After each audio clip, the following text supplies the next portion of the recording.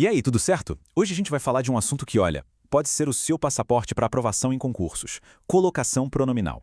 Para quem está de olho nas provas da Banca IBAD, dominar isso aqui não é só mais um detalhe, é o que separa o acerto do erro. Então vamos direto ao que interessa.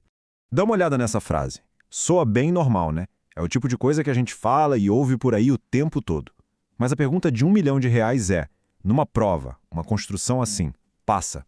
E aí que mora o perigo. Para a norma culta, aquela que a IBAD exige, a primeira frase está errada.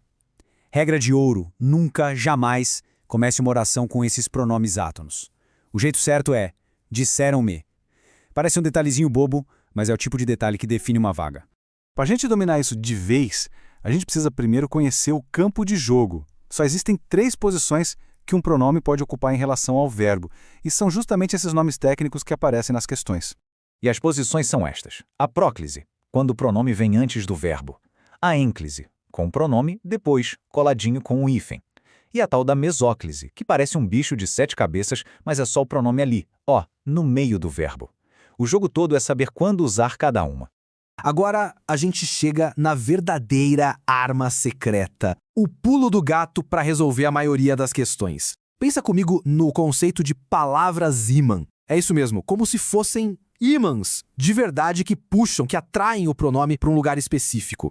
Então, o esquema é o seguinte: se uma dessas palavras aparecer antes do verbo, ela obrigatoriamente atrai o pronome para perto dela, forçando a próclise. Memorizar esses grupos aqui é, sem brincadeira, o mapa da mina para a prova do IBAD.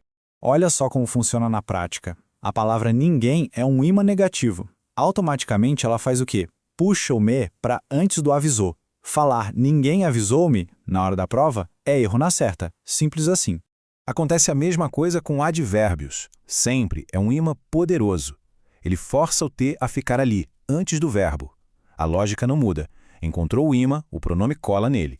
E chegamos no chefão dos ímãs, a palavra que, seja como pronome ou como conjunção, o que é o ímã mais forte, o que mais cai em prova. Se tem um que antes do verbo, acabou a discussão. Ele vai arrastar o pronome para junto dele. Certo. Mas e quando não tem nenhuma palavra ímã na frase? O que a gente faz? Bom, aí entram as regras para ênclise e para mesóclise. Pode pensar nelas como o procedimento padrão quando não existe essa força de atração. O processo de decisão é bem lógico. Passo 1. O verbo está começando a frase? Regra de ouro. Usa-se a ênclise. Pausa. Passo 2. O verbo está no futuro e não tem nenhum ímã por perto? Aí a formalidade pede a mesóclise. Pausa.